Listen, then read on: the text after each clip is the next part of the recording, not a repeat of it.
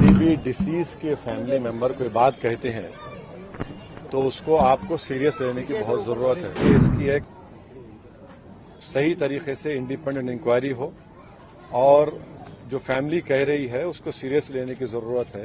ये दूसरा ऐसा वाकया हम देख रहे हैं कि एक कन्विक्टेड प्रिजनर को जुडिशियल कस्टडी में उनकी मौत हुई है। सुप्रीम कोर्ट वो लोग केस डाले हैं तो इसमें पॉलिटिक्स क्या है भाई, कि एक आदमी की तो मौत हो गई ना। मुख्तार अंसारी की मौत पर AIMIM चीफ असुद्दीन ओवैसी का बड़ा बयान सामने आया है। ओवैसी ने कहा है कि अगर कोई भी मृतक परिवार का सदस्य कोई बयान देता है तो उसके कोई मायने होते हैं। मुख्तार की मौत पर जब परिवार कह रहा है कि उनको धीमा जहर दिया गया तो मामले की निष्पक्ष जाँच कराने की जरूरत है। ओवैसी ने ये भी कहा है कि परिजनों की ओर से ये भी गंभीर आरोप लगाए गए हैं कि मुख्तार अंसारी को जिस अस्पताल में ले जाया गया था वहां पर उपयुक्त डॉक्टर नहीं थे। मैं चाहता हूं कि इस पूरे मामले में निष्पक्ष जांच करवाकर परिवार की मांग को पूरा किया जाना चाहिए। उन्होंने अतीक अहमद की हत्या से जुड़े मामले का भी जिक्र करते हुए कहा कि इससे पहले शूट आउट था और इस बार धीमा जहर दिया गया।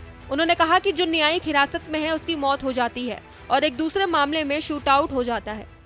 किसी भी डिसीज के फैमिली मेंबर कोई बात कहते हैं तो उसको आपको सीरियस लेने की बहुत जरूरत है। और अगर आप देखेंगे सुप्रीम कोर्ट में भी वो लोग गए थे जिसमें उन्होंने इस एप्रीहेंशन का इजहार किया था उस फैमिली ने कि उनको प्रिजन में ही मार दिया जाएगा, कि कोई अंदर आएगा। और फिर सुप्रीम कोर्ट को उत्तर प्रदेश की सरकार ने ये बताया कि उनकी हिफाजत की जाएगी उनकी जान की। और जब उनकी फैमिली कह रही है कि उनको स्लो पॉइजन दिया गया है जिसकी वजह से उनकी मौत हुई है, और उनके बड़े भाई जो MP हैं वो ये कह रहे हैं कि जिस जेल से अस्पताल को लेकर गए वहां पर वो कंसर्न डॉक्टर्स नहीं थे जो पॉइजन उनको दिया गया, और उसके बाद उनको फौरन एक दिन के अंदर या 2 दिन के अंदर वापस हॉस्पिटल जेल भिजा दिया गया, जिससे उनकी मौत वाकई में हुई है।